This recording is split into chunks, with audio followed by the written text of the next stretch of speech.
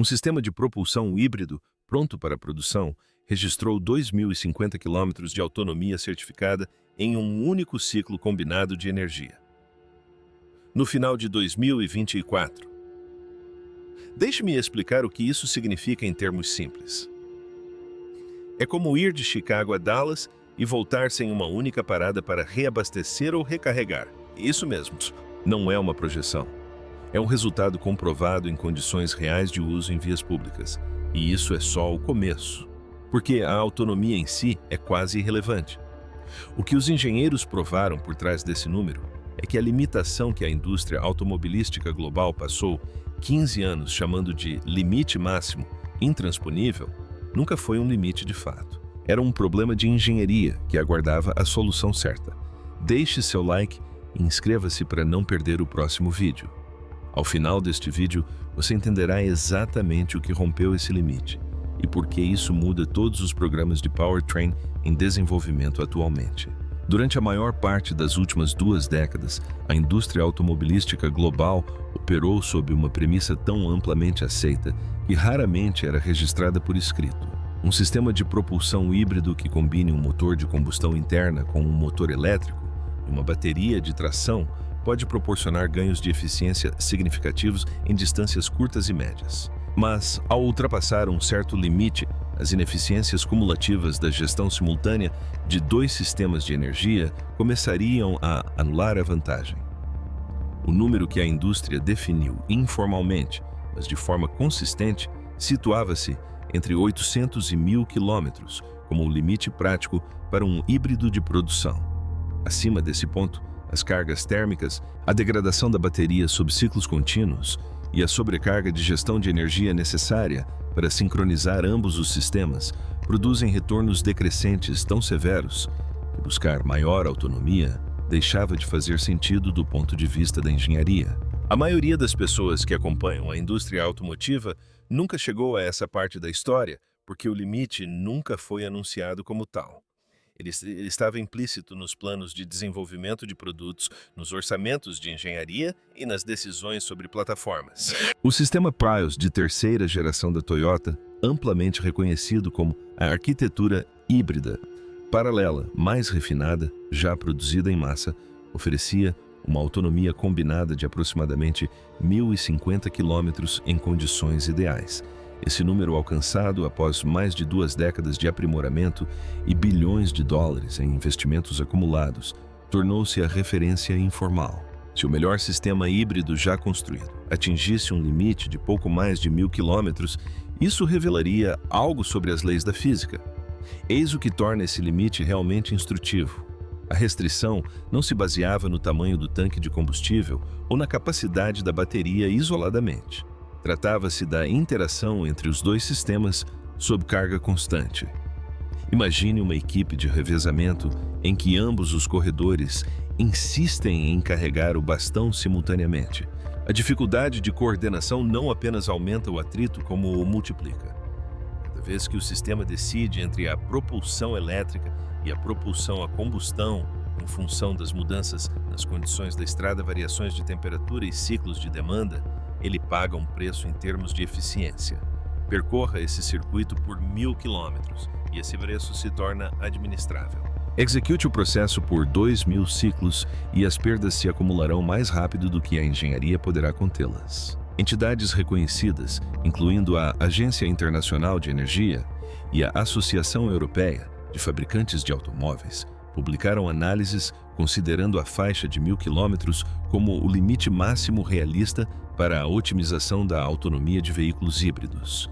Não se trata de uma regra absoluta, mas sim da zona em que o investimento consistentemente produz retornos decrescentes. As decisões sobre a plataforma foram tomadas de acordo.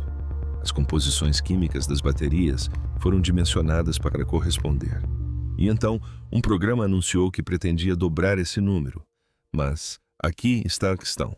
Por mais confiante que essa declaração tenha soado, não foi a primeira vez que a indústria automobilística considerou um número fisicamente irrazoável e se enganou. Esse padrão se repete a seguir. A BYD fez o anúncio no segundo semestre de 2023 Publicamente e especificamente, a empresa declarou que sua plataforma híbrida de longo alcance de próxima geração tinha como meta 2.000 quilômetros de autonomia combinada em condições reais de uso com uma única carga e ciclo de combustível. A plataforma se chamava DM de quinta geração, abreviação de Dual Mode, modo duplo. E a BYD foi precisa quanto à arquitetura, um híbrido série paralelo, com uma nova química de bateria, um motor redesenhado para funcionar como gerador em vez de tração direta nas rodas, e um sistema de gerenciamento de energia baseado em modelagem preditiva do terreno em vez de balanceamento de carga reativo. O ceticismo surgiu imediatamente e foi quase unânime. Vários líderes de engenharia de fabricantes de equipamentos originais, OEMs europeus, falando a publicações especializadas incluindo a Automotive News Europe e o periódico da Society of Automotive Engineers, SAE, apresentaram o mesmo argumento técnico. Os requisitos de gerenciamento térmico por si só, para suportar um conjunto de baterias durante os ciclos de descarga e recarga parcial implícitos em 2.000 quilômetros, comprometeriam a longevidade das células a tal ponto que a alegação era ou uma condição de laboratório ou uma estratégia de marketing. Uma objeção frequentemente citada era a de que nenhuma química de bateria disponível na época seria capaz de suportar a profundidade de ciclo necessária sem acelerar a degradação a níveis que violariam os compromissos de garantia nos principais mercados. Agora, eis o detalhe que coloca tudo em perspectiva. Essa mesma categoria de objeção, requisitos de ciclo termicamente insustentáveis. Restrições químicas em escala de produção, incompatibilidade de garantia, foi levantada contra a tecnologia de baterias de íon lítio quando ela foi proposta pela primeira vez para uso automotivo no início dos anos 2000. Os engenheiros que levantaram essas objeções não estavam errados quanto às limitações existentes na época. O que eles não previram foi se essas restrições seriam permanentes. Em 2023, o mercado global de baterias automotivas ultrapassou os 500 bilhões de dólares americanos em valor anual, construído quase inteiramente sobre a química que antes era considerada termicamente inadequada para uso contínuo em veículos. Disseram o mesmo sobre as baterias de íon lítio. Todos sabemos como isso terminou. O que os críticos não sabiam e o que a BYD ainda não havia divulgado era que o programa DM de quinta geração não buscava atingir 2.000 quilômetros, ampliando a arquitetura híbrida existente. Ele estava substituindo a lógica fundamental de como um sistema de propulsão híbrido gerencia suas duas fontes de energia. Nesse sistema, acionar as rodas não era função do motor. Gerar eletricidade era sua única função. Essa simples decisão mudou toda a equação de eficiência e tornou a objeção térmica, que todos consideravam fatal, praticamente irrelevante. O que aconteceu em seguida fez com que essa rejeição parecesse uma nota de rodapé. Todos os sistemas de propulsão híbridos já construídos enfrentaram o mesmo problema central, e não é o tanque de combustível nem a bateria, é a disputa entre eles. Em um híbrido paralelo convencional, a arquitetura que definiu a categoria por 2 décadas, o motor a combustão e o motor elétrico se conectam mecanicamente ao sistema de transmissão. Ambos podem acionar as rodas. Isso parece ser uma redundância a seu favor. E com baixa quilometragem, sim. Mas se você mantiver esse ritmo por mais de algumas centenas de quilômetros, algo menos óbvio começa a acontecer. Uma parcela crescente do orçamento energético do sistema não se destina a movimentar o carro, mas sim a gerenciar a transição entre 2 sistemas mecânicos com curvas de operação fundamentalmente diferentes. O motor precisa de uma velocidade fixa e eficiente. As condições da estrada exigem torque variável. Cada operação de suavização realizada pelo motor consome energia e esse custo se acumula. Pense nisso da seguinte forma. Imagine 2 pessoas carregando um sofá escada acima, cada uma convencida de que sabe qual é a melhor posição para segurá-lo. Em um lance de escada, o atrito de coordenação é insignificante. Em 10 lances é o motivo pelo qual uma delas precisa se sentar. A maioria dos engenheiros raramente discute isso abertamente, mas a vantagem de eficiência do híbrido paralelo em curtas distâncias se torna sua desvantagem em longas distâncias, porque o ciclo de arbitragem nunca para de funcionar. Cite isso. A arquitetura DM de quinta geração da BY. D tomou uma decisão que, em retrospectiva, parece óbvia, mas foi radical na prática e eliminou completamente a discussão. Não há conexão mecânica entre o motor de combustão e a transmissão. O motor não aciona as rodas. Sua única função é girar um gerador e produzir eletricidade. Um motor elétrico aciona as rodas exclusivamente. Essa é uma configuração híbrida em série, um conceito não novo, mas que nunca havia sido executado com esse nível de eficiência em um veículo de produção em larga escala, porque o hardware necessário para torná-lo competitivo em velocidades de estrada era historicamente muito pesado, muito sujeito a estresse térmico e muito caro para se justificar. Eis o que torna isso verdadeiramente extraordinário. A resposta da BYD a essas 3 barreiras históricas não foi contornar cada uma individualmente, mas sim redefinir a meta operacional do próprio motor. Ao projetar a unidade de combustão para operar em uma faixa estreita centrada em seu ponto de máxima eficiência térmica, aproximadamente 43% de eficiência térmica de frenagem na versão de produção, o sistema eliminou a penalidade de carga variável, já que os híbridos paralelos sofrem essa penalidade continuamente. Dados de testes internos da divisão de engenharia DPS da BYD registraram um consumo de combustível no modo de extensão de autonomia de 2,9 litros por 100 km em condições de condução contínua em rodovia. Isso não é um ganho de eficiência híbrida, é uma redefinição de categoria.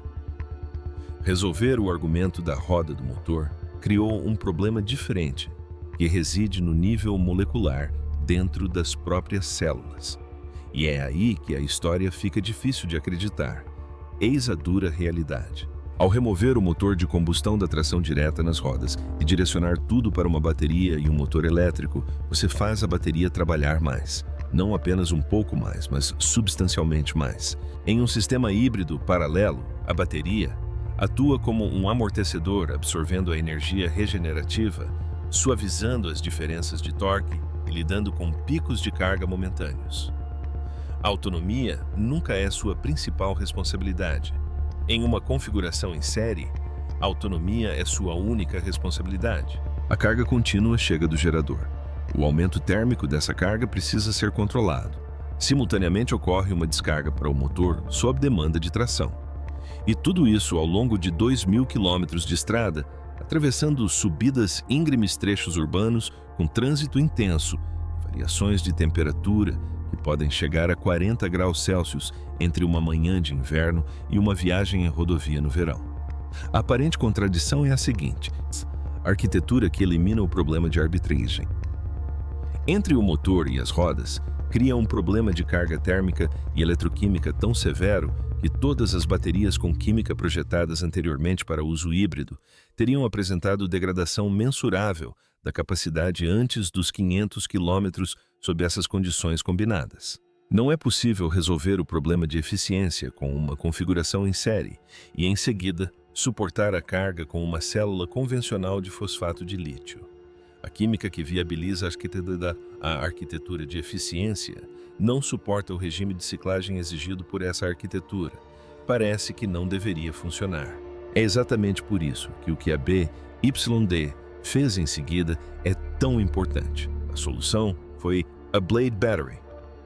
A arquitetura de íon lítio fosfato da BYD, com células integradas combinada nesta aplicação a um sistema de gerenciamento térmico que opera em um nível fundamentalmente diferente de qualquer bateria híbrida anterior. Os engenheiros desta área dirão que a gestão térmica se resume a manter as células resfriadas.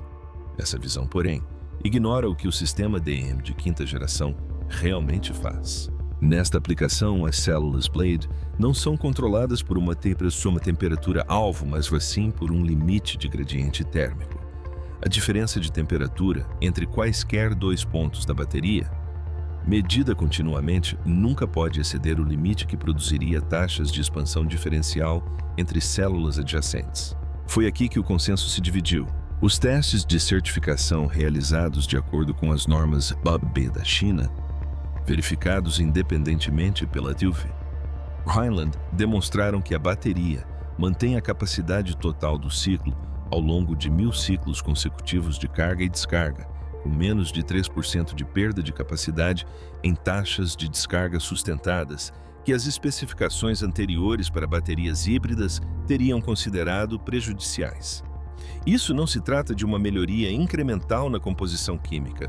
Trata-se de uma premissa operacional diferente sobre o que uma bateria de produção pode fazer. Executar ambos os mecanismos em condições controladas é uma coisa. Integrá-los em 2.000 quilômetros de terreno real, com variações de temperatura e tráfego, é um problema de arquitetura de uma ordem completamente diferente. É aí que entra a próxima parte da história. Executar um sistema otimizado já é uma conquista da engenharia. Executar dois simultaneamente, onde a saída de cada sistema se torna a entrada do outro em tempo real e sob condições para as quais nenhum deles foi calibrado. Individualmente, é um problema de arquitetura de uma ordem completamente diferente.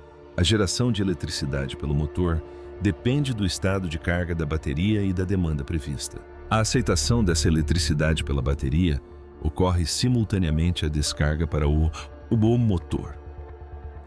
A energia regenerativa de cada desaceleração é realimentada na bateria enquanto esta continua fornecendo corrente de tração. Todos os 3 circuitos operam simultaneamente e influenciam os parâmetros uns dos outros.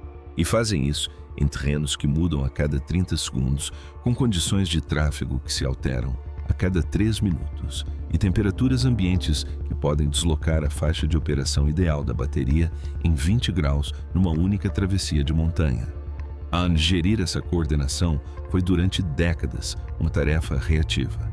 Os sensores leem o estado atual da bateria do motor e do motor elétrico, comparam essas leituras com tabelas de consulta criadas a partir de ciclos de teste anteriores e emitem comandos de controle com base no padrão histórico mais próximo.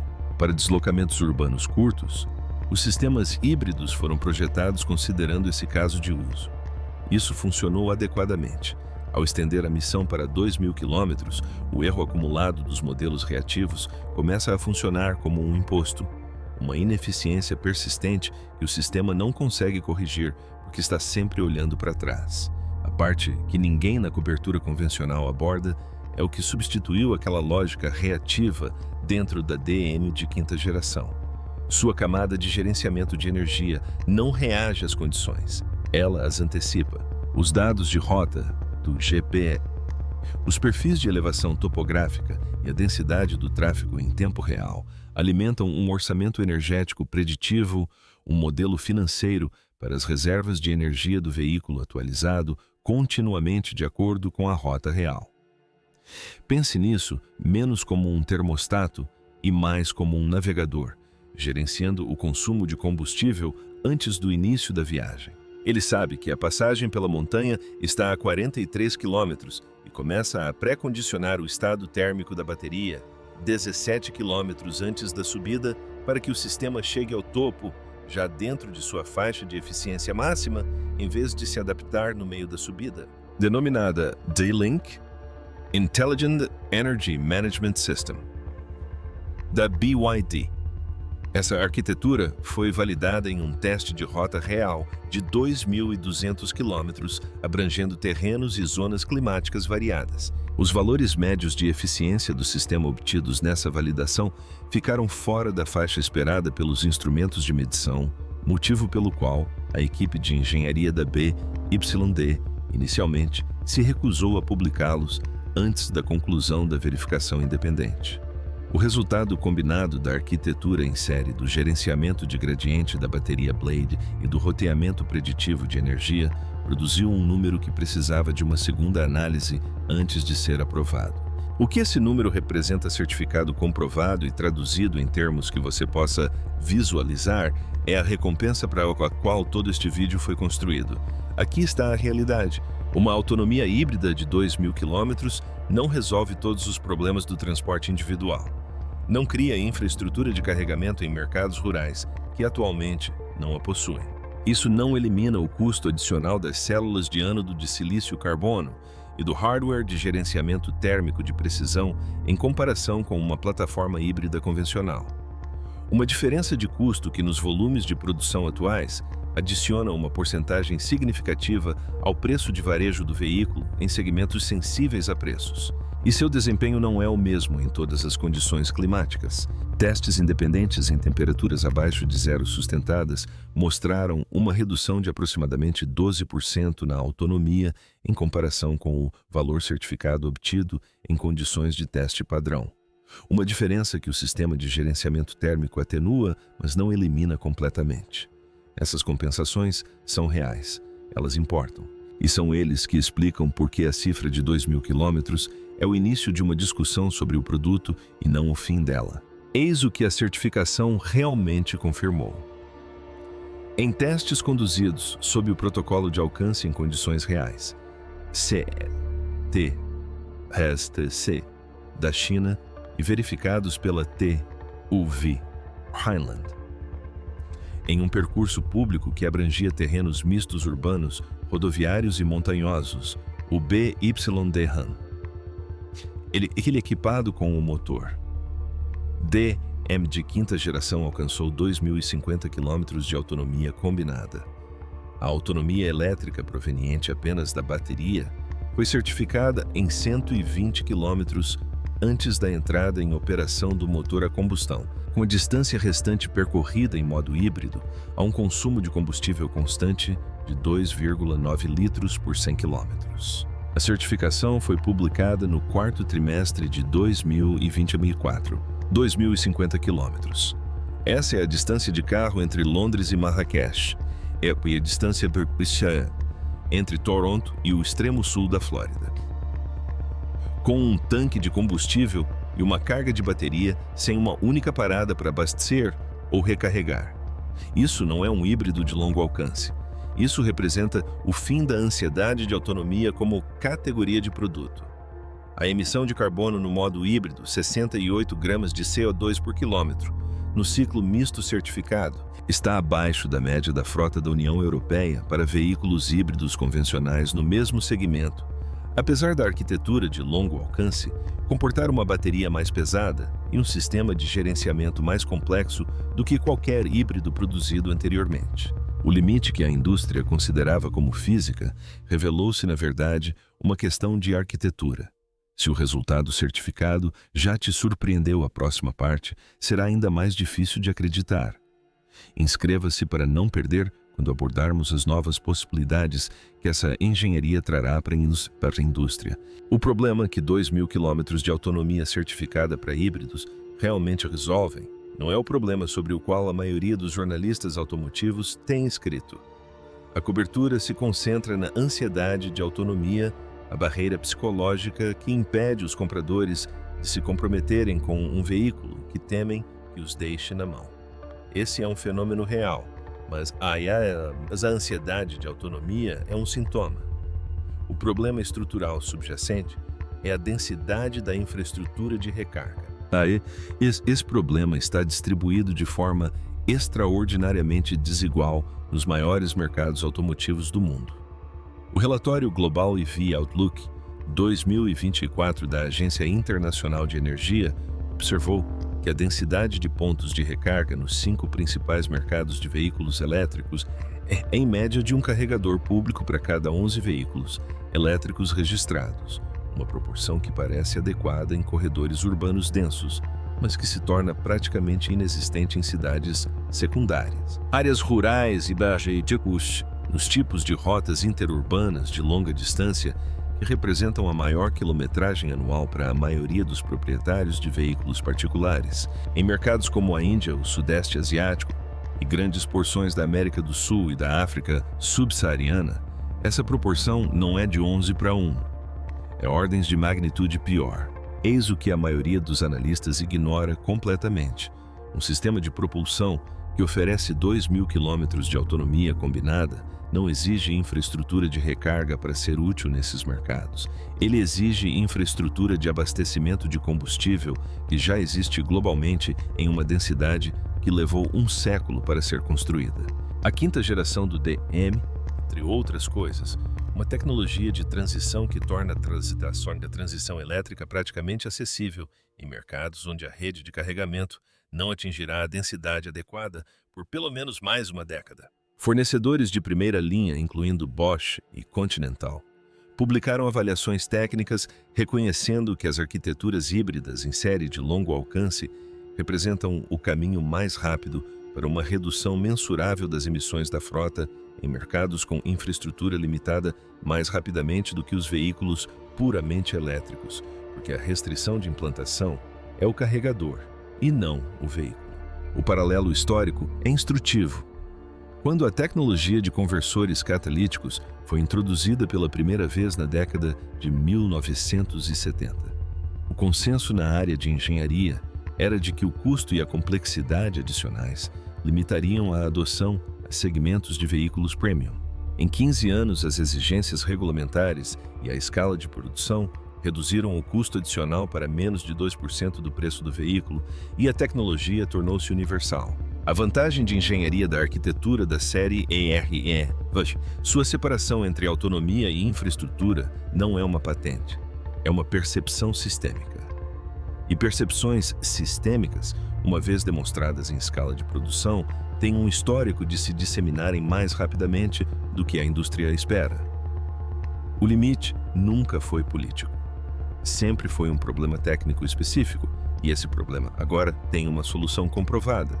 O que 2.050 km de autonomia híbrida certificada realmente comprovam é algo maior do que uma especificação de produto. Comprovam que a premissa de engenharia incorporada em uma década de decisões de plataforma, planejamento de infraestrutura e estruturas políticas, a premissa de que a autonomia híbrida era limitada por um teto térmico e eletroquímico que podia ser gerenciado, mas não ultrapassado, era uma descrição de uma arquitetura específica, não uma descrição da realidade física. Abandone a arquitetura e o teto desaparecerá com ela. Todos os programas de powertrain atualmente em desenvolvimento em todas as principais montadoras serão agora avaliados com base nessa comprovação. Não porque algum órgão regulador o exija, e não por causa de onde este veículo foi construído, mas porque a lógica da engenharia, uma vez que existe em domínio público, pertence a todos que conseguem executá-la. É assim que a disciplina sempre funcionou, e é sempre uma surpresa para aqueles que confundem as limitações de um projeto com os limites da própria área. Se você chegou até aqui agora, entende mais sobre engenharia de sistemas de propulsão híbridos do que a maioria das pessoas que escrevem sobre isso profissionalmente. Você entende por que a arquitetura em série elimina o custo de eficiência dos híbridos em paralelo. Como o gerenciamento térmico baseado em gradiente da bateria Blade sobrevive a condições de carga que as químicas híbridas anteriores não suportavam e por que a camada preditiva de roteamento de energia transforma um problema de coordenação reativa em um problema de orçamento prospectivo. E você entende por que o resultado certificado exigiu verificação independente antes de ser publicado. Isso não é um resumo de uma notícia, é a engenharia em si. O que foi comprovado no final de 2024. Não. 24 não é que um veículo possa percorrer 2.000 quilômetros. O que foi comprovado é que a limitação sempre foi arquitetônica. Mudar a arquitetura, mudar o que é possível. Esse princípio não pertence a nenhuma empresa ou país, pertence à própria engenharia. Todas as equipes que trabalham atualmente em um programa de powertrain em qualquer lugar do mundo precisam levar essa constatação em consideração. E aqueles que descartam essa possibilidade estão cometendo o mesmo erro que aqueles que a descartaram cometeram em 2023. Se isso mudou sua perspectiva sobre o futuro da transição para veículos híbridos e elétricos, clique no botão Gostei. Inscreva-se para não perder as próximas novidades. Agora quero saber sua opinião nos comentários. Uma autonomia certificada de 2.000 km para veículos híbridos torna a transição para veículos puramente elétricos a decisão certa a longo prazo. Ou isso demonstra que a tecnologia híbrida ainda tem décadas de desenvolvimento pela frente e que a transição para veículos totalmente elétricos está acontecendo rápido demais. Ambos os lados têm argumentos válidos. Eu li todos eles. Zero Prodina.